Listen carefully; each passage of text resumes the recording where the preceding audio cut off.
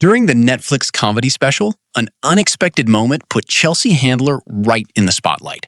She was publicly questioned over a disturbing dinner she allegedly attended with Epstein.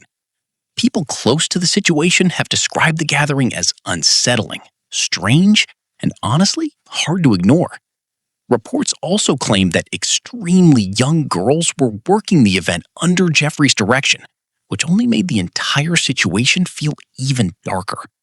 And once again, it raises serious questions about the disturbing things supposedly happening behind closed doors, while the public sees something completely different.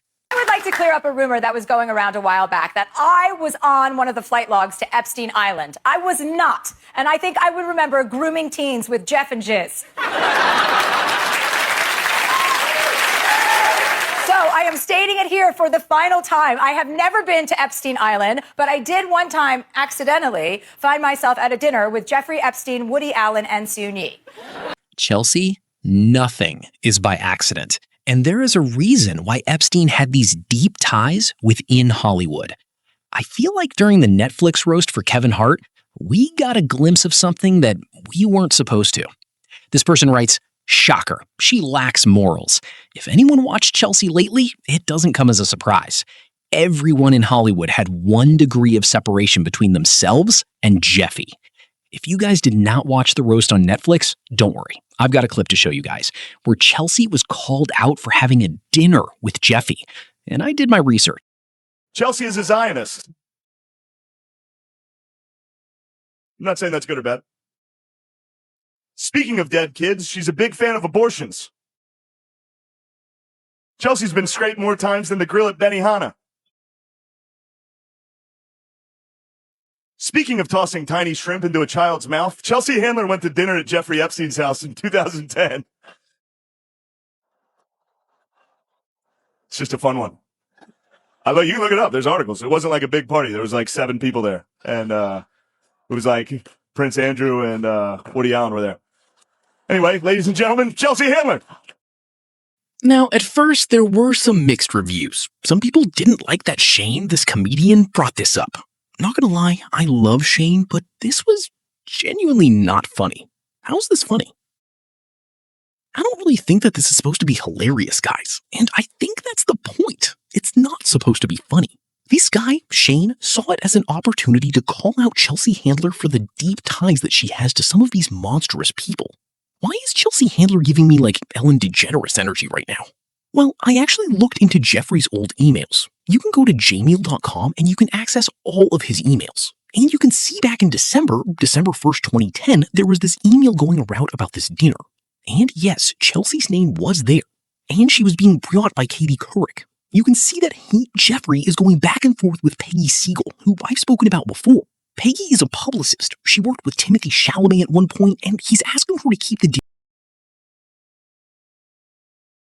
So Chelsea Handler, who hosted the Critics' Choice Awards tonight, she actually went to Epstein's house for dinner, but claimed that she didn't know who Epstein was at the time. And this was right after he got out of prison for his 13-month sentence for doing you-know-what to little kids, little girls. Apparently, it was a star-studded dinner party, and there were like 20 celebrities there, including this one. Oh, and Prince Andrew was there too. Yeah. And let me repeat again, this is after Jeffrey Epstein just got out of jail for soliciting young girls for sex, meaning he was already a convicted PDF Chelsea Handler said that she went with Katie Couric to that party. Let's be for real. How could you not know whose house you're going to for dinner, especially a dinner party where you're going with Katie Couric and there's going to be other celebrities there? And then once you get there, you really still don't know where you are? And then Katie Couric wrote a memoir and said that the house was super creepy and it reminded her of Eyes Wide Shut. So I guess Chelsea Handler just tried to joke about it and play it off by saying, quote, it was so awkward and so weird. And she said that she asked these two how they met. He wasn't a big red flag to you? Oh, he was there too. And then they all had lasagna in big, large bowls, apparently. Funny how she made so many jokes tonight, but she didn't joke a thing about Epstein, since the Epstein files have been coming out. So Chelsea Handler appeared to brush the whole thing off with humor, casually saying, quote, it was so awkward and so weird. One commenter tried defending her, claiming, honestly, if it were me, I wouldn't have expected Katie to invite me to the house of a registered offender. Everyone saying they knew is lying, because back in 2010, nobody even knew who Jeffrey Epstein was. But that explanation instantly falls apart once you look at the timeline, and you won't believe how often this part gets ignored. Jeffrey had already faced serious legal trouble before the larger scandal exploded into public view. And after he was released during that controversial period, this exact dinner gathering reportedly ended up taking place. Everything had already gone through the legal system. He faced trial, received the conviction, and was officially labeled and registered as an offender. And Katie, if you're supposedly this top-tier journalist with a reputation for digging into everything, how do you end up walking into his mansion without knowing any of this beforehand? There's just no way that level of information slipped past you completely. Katie also pointed out that even Chelsea Handler seemed uncomfortable in the moment because she could clearly tell the girls inside the house looked shockingly young. I've actually never watched Eyes Wide Shut myself, but apparently that's the exact movie Chelsea compared the party to, which is honestly wild to think about. People started wondering if there were masks involved because the comparison instantly brought up that unsettling imagery. Here are some visuals from the film, and the atmosphere looks incredibly eerie and almost ceremonial. Even a quick search online shows why so many people connect Eyes Wide Shut to secretive elite circles and strange private gatherings. It honestly sounded like she was hinting at being exposed to a side of that world she maybe had never fully seen before. Pointed out to her how young the co-check girls were, and yet she just continues to say, oh, it was a known secret. I mean, come on, the Cindy McCains and the Katie Courics that continue to say, oh, it was a known secret. It wasn't a secret. It's not a secret if you knew it in the moment. You knew it in the moment. You just chose not to do anything about it. That's not a secret. That's ignorant. Just days after that email was sent, even more communication reportedly surfaced between Katie and Jeffrey directly. Katie allegedly wrote on December 4th, 2010, I would love to, but my weekend is completely packed. Thanks for the invitation, and thank you again for dinner. That was interesting. Such an eclectic crowd. That wording alone raises a lot of questions, because interesting can mean a lot more than people think, and the fact that she specifically pointed out the crowd makes the whole situation feel even stranger the more you sit with it. Then Jeffrey reportedly replied with, I know you're not really a foodie, but the lasagna was amazing. Which honestly makes people wonder if he barely even touched the food during his own dinner party, because the comment feels oddly specific. Katie also made it clear that she appreciated the night and openly thanked him for the experience. The way she described everything at the time definitely didn't sound negative from her perspective back then. So from the outside looking in, it appeared she walked away from the dinner with a fairly positive impression. After Katie responded saying she couldn't attend whatever event he invited her to next, he allegedly answered, Andrew and I are disappointed. Totally understand. And that instantly caught attention because it seemed like both Prince Andrew and Jeffrey wanted to continue spending time with her. You won't believe how quickly these connections seem to keep developing behind the scenes. There's also another message where Katie reportedly reached out again later that same day, saying, I'm heading home now. Want me to stop by in about 15 minutes? If you're busy, no worries. Jeffrey later replied with a short message saying, I'm outside. So based on the timing, it really looks like there may have been another meetup only days after that original dinner took place. And considering how close these exchanges were together, people started questioning whether there's still more to this story that hasn't been fully explained. The reason the relationship became public is because Mia Farrow reportedly discovered nude photographs of Soon-Yi inside Woody Allen's home.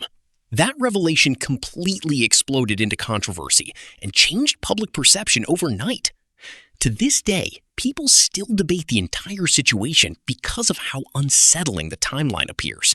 And honestly, for many viewers, it's one of the most disturbing Hollywood stories they've ever heard. This is how Woody Allen ended up marrying the child he helped raise. So let's get into it. Soon-Yi was born in South Korea and abandoned by her birth parents. Mia Farrow and Andre Pervin adopted her. However, these two quickly got a divorce. Mia started seriously seeing Woody, and Woody even ended up adopting some of her kids and having their own. When Soon-Yi was around 22 years old, her mother found nude photographs of her in Woody's house. It was revealed that they had done the deed by the time she was 21. Woody described it as a fling that turned into something more serious. Chelsea Handler is not a savior in this situation. Woody Allen, I went to a dinner, I was with Katie Couric, and in comes Suni, Previn, and Woody Allen. And I'm like, oh no, I'm going to have an outburst. There's no way you can seat me across from Woody Allen and ask me not to say anything. I'm going to say something. I'm definitely going to do it. And she's like, can you wait? I leaned in and said to him and Suni, so how did you two meet? He spit blackberry cobbler out of his mouth. He was laughing. I wasn't laughing with him. I was laughing at him. One topic that unexpectedly resurfaced during the Netflix roast was the past relationship between Chelsea and 50 Cent. Believe it or not, the two were actually romantically involved back in 2010. And yeah, a lot of people completely forgot that happened. I'm dating 50 Cent, okay? He convinced me to date him after he was on my show. It was like a Friday that he was a guest, I think. And then I came in over the weekend and there were like dozens and dozens of roses in my office. And my assistant was like, Curtis Cent has called 3 times. And I was like, who's Curtis Cent? Curtis Cent. She's like, Fitty. I'm like, oh, really? Now it's Fitty? 2 white girls. I'm like, it went from Curtis to Fitty? To Fitty. So I was like, oh, and she goes, he wants to call you. I go, I don't want to talk to him. I go, he's like, you know, all those guys used to hit on me. But it was like, just kind of like play. Right. But Curtis was sweet. He felt different. He was sweet because he seemed gangster, but he wasn't a gangster. Like the fact that he was shot so many times, you're like, how did you get shot? Like that doesn't even make any sense.